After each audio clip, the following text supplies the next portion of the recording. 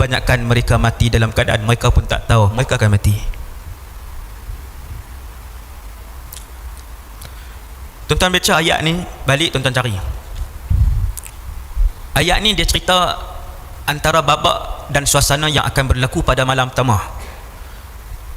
Malam pertama duduk di alam barzakh. Perkataan inilah yang paling banyak diulang oleh orang yang melangkah masuk pada malam pertama ke alam barzakh, iaitu Rabbi, wahai Allah, irji'un, boleh tak kembalikan aku ke bumi?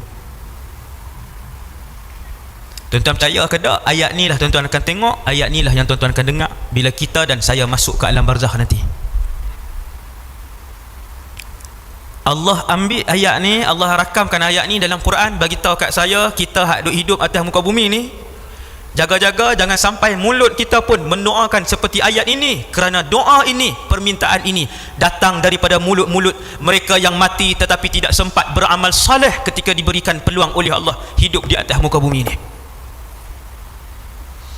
Lalu mereka pun minta pada hari pertama kematian, Rabbi irji'un, ya Allah, boleh tak kembalikan aku? Kembalikan ke mana? Kembalikan ke bumi hak kita duduk malam ni. Selama mana belum mati, selama mana roh kita tidak melepasi halqum kita, maka di atas muka bumi ini setiap ucapan Bismillahirrahmanirrahim akan mendapat pahala.